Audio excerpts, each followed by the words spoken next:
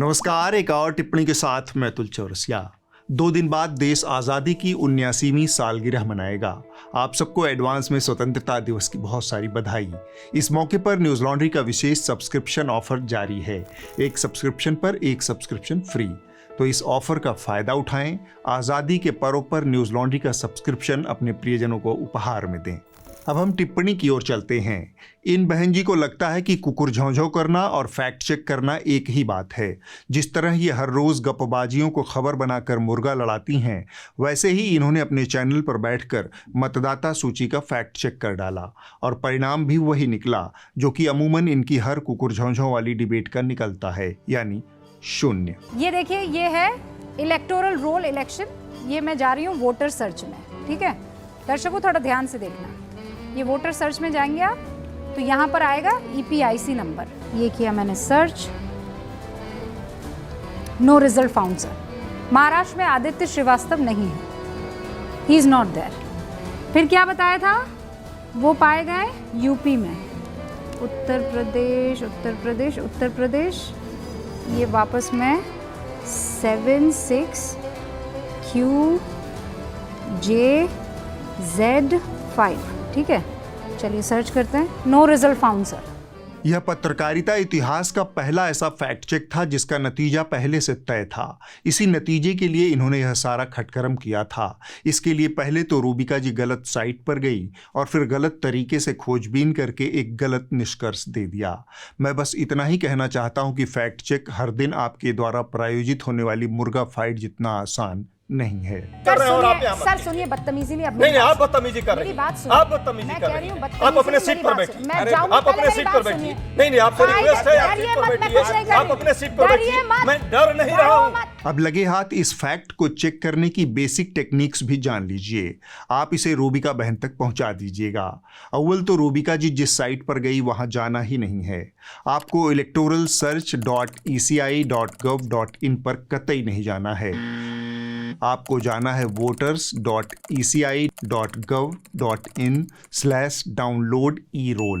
यहाँ पहुंचकर आपको संबंधित गाइडलाइंस का पालन करते हुए उस पेज तक पहुंचना है जहां से आप पूरा मतदाता पत्र PDF फॉर्म में डाउनलोड करेंगे। इसके बाद आदित्य श्रीवास्तव की खोजबीन करेंगे। जब आप इतनी मेहनत करेंगे तब आपके हाथ लगेगा यह खजाना। इसमें आप पाएंगे कि आदित्य श्रीवास्तव लखनऊ में भी मौजूद है, मुंबई सबर्ब में भी मौजूद है और बेंगलुरु में 2 जगह मौजूद है। कहीं बाप के नाम के साथ तो कहीं बाप के नाम की जगह किसी और का नाम, लेकिन सबका एपिक नंबर एक ही है।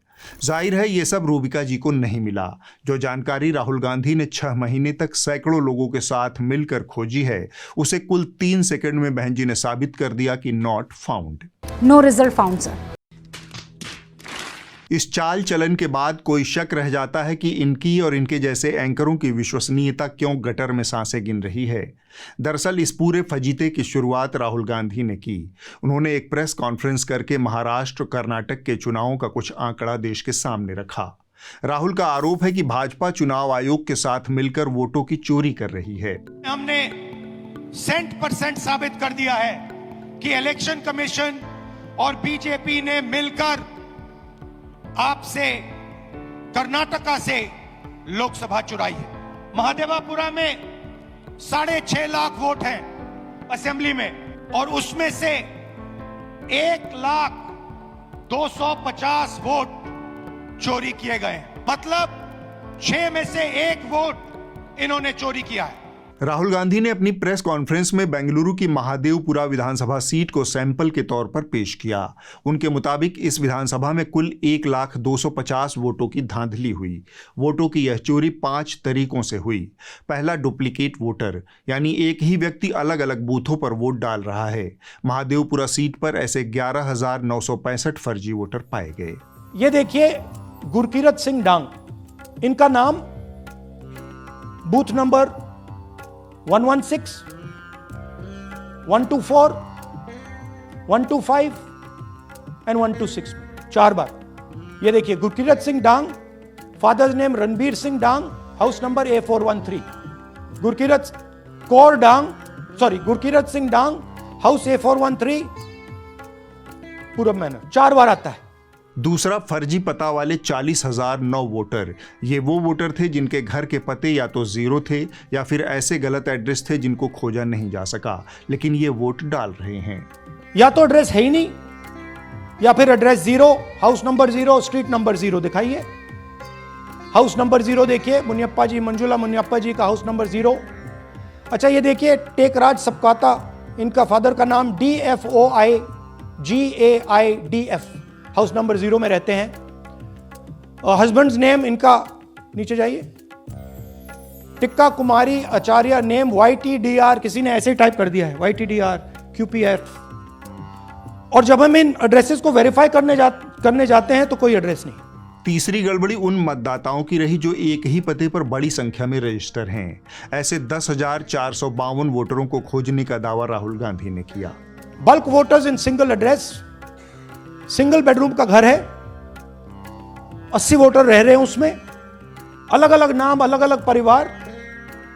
और जब हम वहां जाते हैं हमें बताया जाता है यहां पे 80 लोग नहीं रहते, यहां पे ये लोग हैं ही नहीं, कोई नहीं जानता इनको।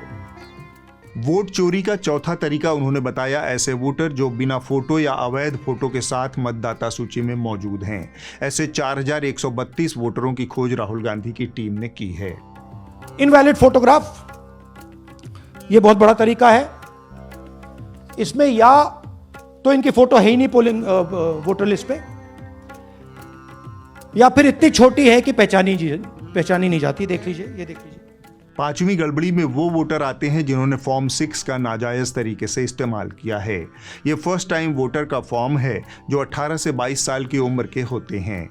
राहुल ने आरोप लगाया कि 70 साल के बुजुर्गों ने फॉर्म 6 का इस्तेमाल कर वोटर लिस्ट में जगह बनाई। ऐसे वोटरों की संख्या 33,692 बताई गई। मिसयूज ऑफ फॉर्म 6, आपने सुना होगा, नए वोटर्स मोदी जी को वोट करते हैं, आता है मीडिया में। फॉर्म 6 नए वोटर्स के लिए है। मैं आपको आज नए वोटर बनाने का तरीका दिखाता हूं, कैसे मैन्युफैक्चर किए जाते हैं। ये देखिए, शकुन रानी जी हैं, 13/9/23 को ये नई वोटर, फर्स्ट टाइम वोटर बनती हैं। इनकी एज क्या है दिखाओ जरा, 70 साल की हैं।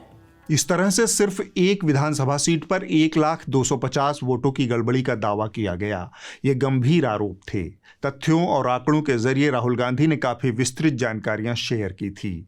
ये चुनाव आयोग की विश्वसनीयता से जुड़ा मसला है, उसकी चुनाव संचालन की क्षमता और चुनाव प्रक्रिया में संभावित गड़बड़ियों की ओर इशारा भी है। इतने गंभीर आरोपों के बाद उम्मीद थी कि चुनाव आयोग गंभीरता से इसका जवाब देगा और पैदा हुए संदेहों को दूर करेगा। लेकिन चुनाव आयोग ने क्या किया?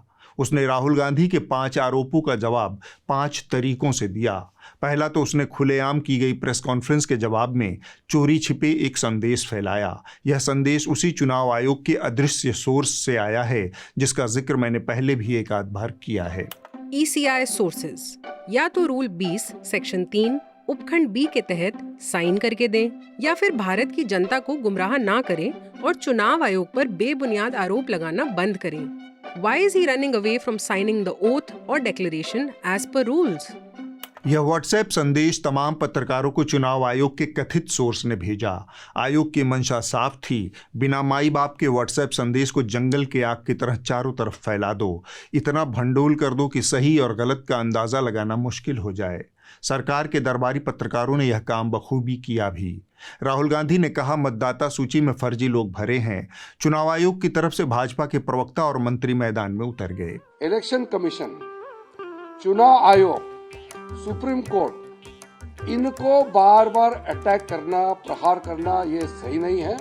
मैं मानता हूं कि अगर आप इलेक्शन कमीशन ऑफ इंडिया को अटैक करता है और सुप्रीम कोर्ट और हाई कोर्ट या जुडिशरी को अटैक करता है तो आप सीधा सीधा लोकतंत्र को ही हमला कर रहा है। पहली बात है कि राहुल गांधी और कांग्रेस पार्टी ने आज तक उन राज्यों में कोई भी प्रेस कॉन्फ्रेंस नहीं किया जिन राज्यों में उनको जीत मिली।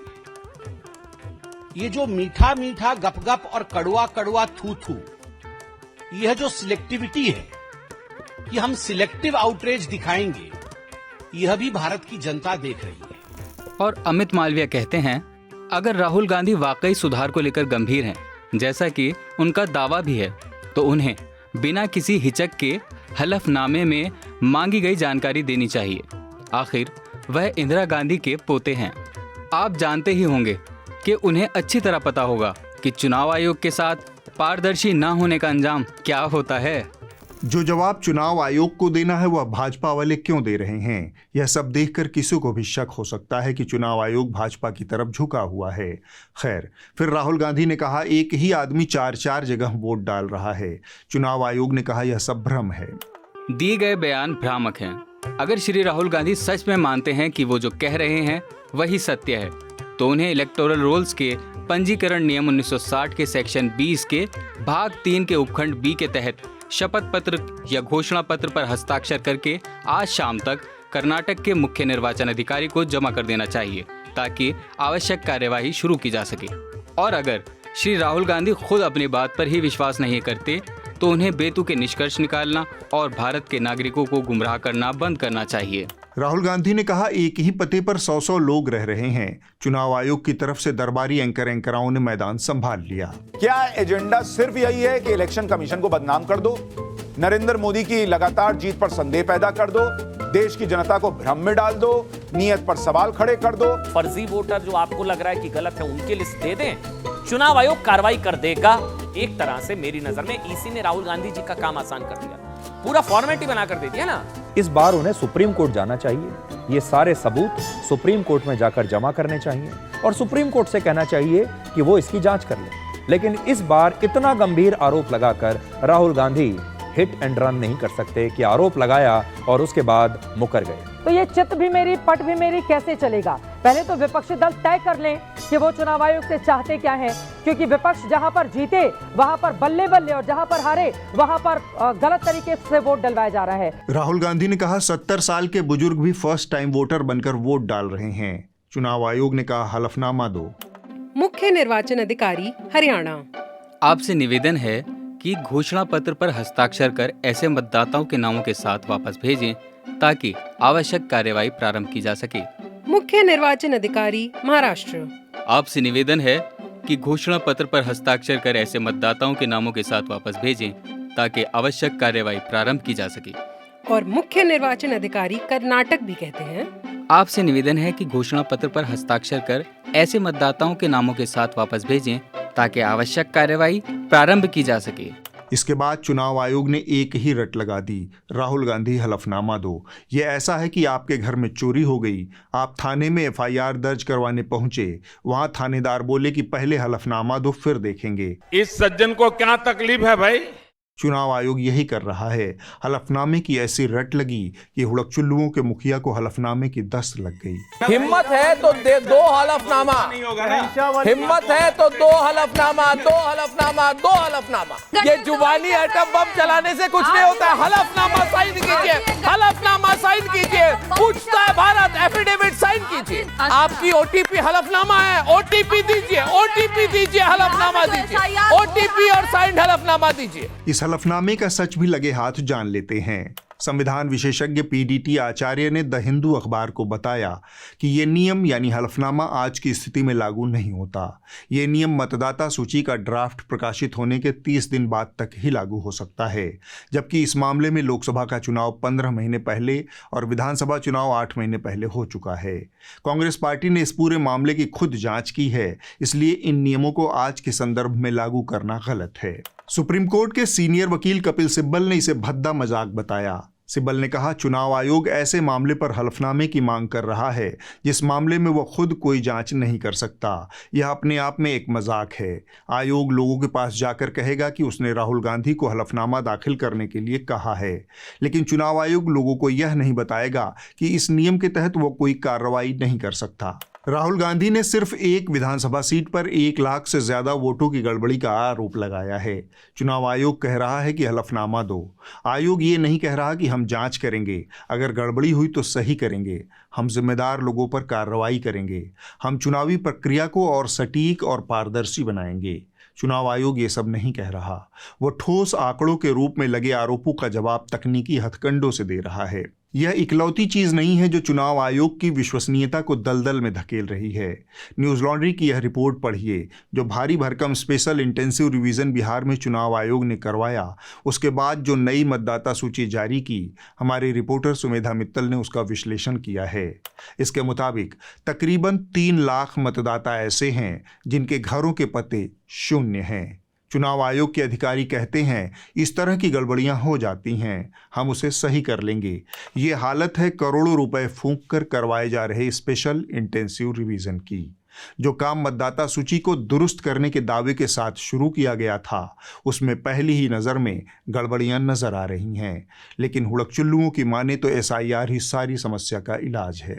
अगर राहुल गांधी चाहते हैं कि वोटर लिस्ट में नामों की जो डुप्लीकेसी है, जो गलत नाम जुड़े हैं, उनकी जांच की जाए, उन्हें दूर किया जाए, तो इसका एक ही तरीका है, वोटर लिस्ट का इंटेंसिव रिवीजन। बिहार में यही काम किया गया है, तो फिर बिहार में कांग्रेस ने इसका विरोध क्यों किया? राहुल ने ये सारी बातें कही, लेकिन वो भूल जाते हैं कि वोटर लिस्ट में इन्हीं गड़बड़ियों को तो दूर करने के लिए बिहार में SIR हो रहा है। लेकिन बिहार के SIR का खुद राहुल गांधी विरोध कर रहे हैं, इंडी गठबंधन विरोध कर रहा है। सवाल ये भी है कि क्या राहुल गांधी ने आज अपने आरोपों से खुद ही ये साबित नहीं कर दिया है कि SIR की प्रक्रिया पूरे देश में बेहद जरूरी है? वोटर लिस्ट पर सवाल उठाकर कहीं राहुल गांधी SIR को जायज तो नहीं ठहरा गए? चुनाव आयोग इन गड़बड़ियों को तकनीकी हथकंडों से छुपाने की कोशिश कर रहा है। अब उसने एक और काम किया है, बिहार की नई मतदाता सूची का फॉर्मेट उसने दिन दहाड़े बदल दिया। इसके कारण हम बिहार की 243 में से 8 विधानसभा सीटों का विश्लेषण नहीं कर पाए। पहले ड्राफ्ट को डाउनलोड करके उसे टेक्स्ट फॉर्मेट में कॉपी किया जा सकता था। इससे उसमें किसी भी चीज़ को सर्च करना आसान था। अब चुनाव आयोग ने इसका फॉर्मेट बदल दिया है, जिससे ड्राफ्ट अब मशीन रीडिंग फॉर्मेट में नहीं रह गया है।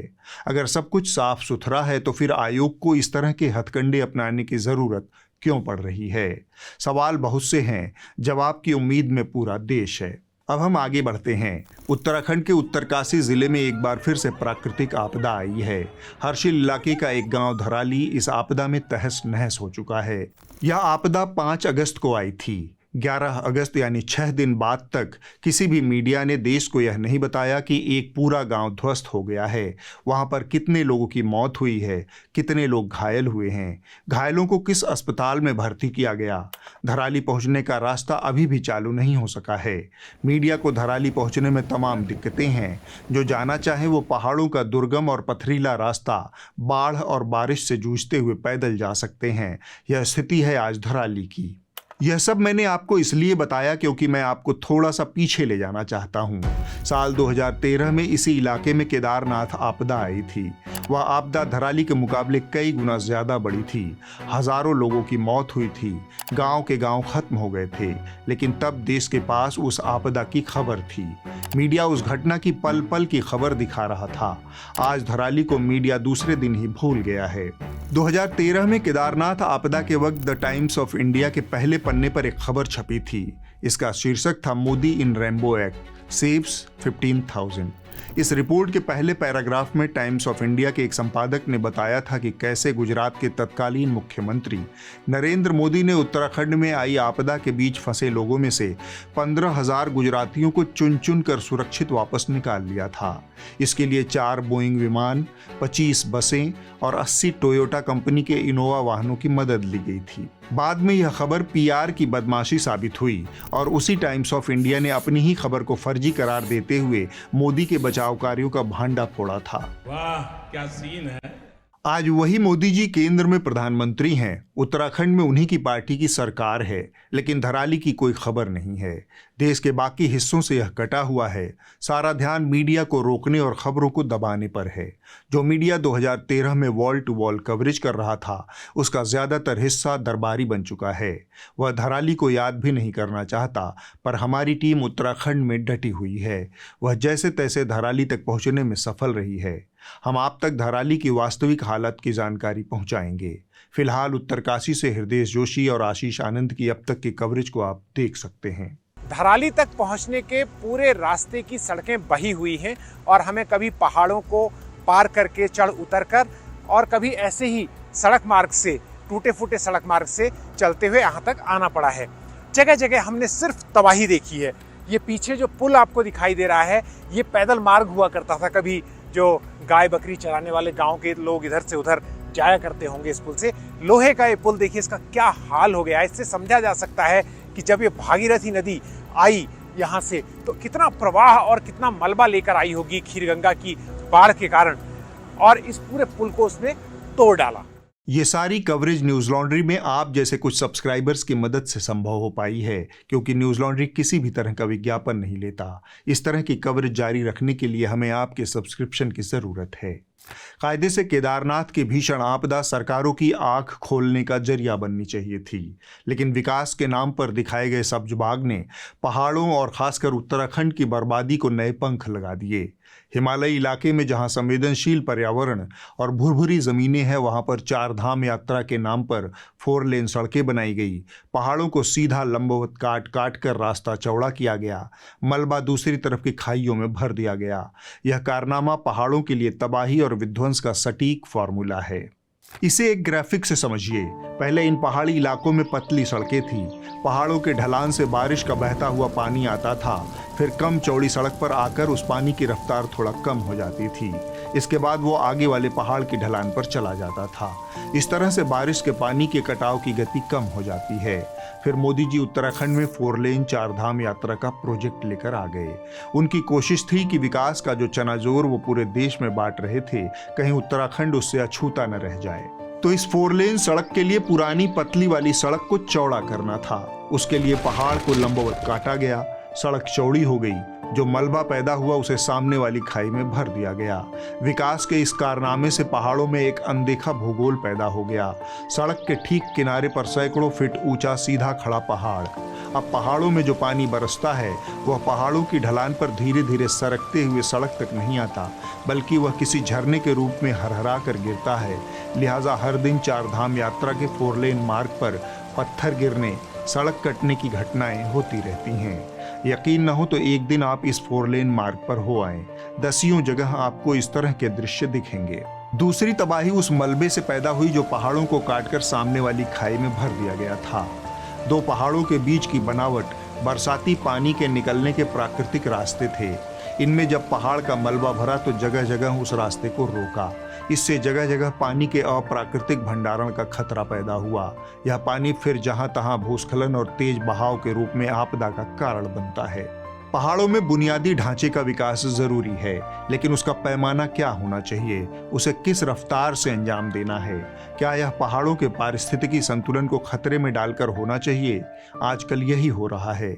हिमालय का नाजुक पारिस्थितिकी तंत्र पर्यटनबाजी, अंधाधुंध पनबिजली परियोजनाओं, विकास के नाम पर 4 लेन जैसे अव्यावहारिक योजनाओं की चपेट में है। हाल ही में सुप्रीम कोर्ट ने चेतावनी दी है कि अगर हम विकास के नाम पर इसी तरह प्रकृति से छेड़छाड़ करते रहे तो एक दिन हिमाचल प्रदेश लुप्त हो जाएगा। राज्य में मॉनसून अब तबाही का दूसरा नाम बन गया है। पिछले 3 वर्षों में जिस तरह आपदा से हालात बिगड़े हैं, उसने राज्य में जनजीवन को पूरी तरह प्रभावित किया है। इस गंभीर स्थिति पर सुप्रीम कोर्ट ने कहा कि अगर हालात ऐसे ही रहे तो हिमाचल प्रदेश जल्द ही भारत के नक्शे से गायब हो जाएगा। भ्रष्ट राजनीतिक वर्ग जो अपने आर्थिक हितों को साधने के लिए भ्रष्ट ठेकेदारों के तंत्र के साथ मिलकर यह सब कर रहा है, उसकी जवाबदेही कभी तय नहीं होती। इसे प्राकृतिक आपदा का नाम दिया जाता है, जबकि यह कुछ एक लोगों द्वारा बनाई गई गलत नीतियों का परिणाम है। कभी भूस्खलन, कभी अचानक से आई बाढ़ में हजारों लोग मर जाते हैं, लेकिन भ्रष्ट नेता ठेकेदार गठजोड़ के ऊपर कोई आंच नहीं आती। 4 धाम यात्रा जैसी तीर्थ यात्राएं सदियों से होती आई हैं, लेकिन अब इसे पर्यटन में बदल दिया गया है। धर्म से पैसा कमाने का लालच लंबे समय में तबाही ही लाएगा। देश की अदालतों में इतना कुछ हो रहा है कि पूछिए मत। लगता है कि आंखों की रही सही शर्म भी अब जा चुकी है। सुप्रीम कोर्ट कोलेजियम ने एडवोकेट आरती अरुण साठे को बॉम्बे हाई कोर्ट का जज नियुक्त करने की सिफारिश की है। साठे फरवरी 2023 में महाराष्ट्र भाजपा की प्रवक्ता नियुक्त हुई। इसके साथ ही वो मुंबई भाजपा की कानूनी सेल की प्रमुख भी थी। मुंबई हाई कोर्ट की जज के तौर पर वकील आरती साठे की नियुक्ति पर विवाद खड़ा हो गया है। दरअसल आरती साठे महाराष्ट्र बीजेपी की आधिकारिक प्रवक्ता रह चुके हैं। किसी दिन संबित पात्रा और अमित मालवीय की नियुक्ति की खबर आए तो हमको और आपको चौंकना नहीं है, बल्कि पूरी हिम्मत और ताकत से इस फैसले को पचाना है। देशभक्ति का तकाजा यही है कि सब कुछ चुपचाप पचा जाएं। राष्ट्रहित से याद आया, सुप्रीम कोर्ट ने पिछले ही हफ्ते राहुल गांधी को देशभक्ति का पाठ पढ़ाया है। राहुल गांधी को सुप्रीम कोर्ट ने उस बयान को लेकर फटकार लगाई है जिसमें उन्होंने कहा था कि चीन ने भारत की जमीन पर कब्जा कर रखा है। सुप्रीम कोर्ट ने राहुल गांधी को यहां तक कह दिया कि अगर वो सच्चे भारतीय होते तो वैसा बयान नहीं देते। चीन के साथ 2020 में हुए गलवान संघर्ष पर राहुल गांधी ने कुछ टिप्पणियां की थी। इस पर किसी के मान की हानि हुई थी। इस मामले पर राहुल गांधी को सुप्रीम कोर्ट ने राहत तो दी, लेकिन साथ ही कड़े शब्दों में उनकी निंदा भी की। सबसे पहले सुप्रीम कोर्ट की बेंच ने उन्हें एक सच्चे भारतीय होने का नुस्खा दिया, ये कहते हुए कि यदि आप एक सच्चे भारतीय हैं तो आप ये सब बातें नहीं कहेंगे। इस देश में प्रवचन देने का अधिकार सबको है। यह अधिकार संविधान ने दिया है, लेकिन उसकी रक्षा का अधिकार सिर्फ अदालतों को है। लेकिन हमारी अदालतें अब खुद ही प्रवचन देने लगी हैं। मसलन कुछ ही दिन पहले बॉम्बे हाईकोर्ट ने एक प्रवचन दिया।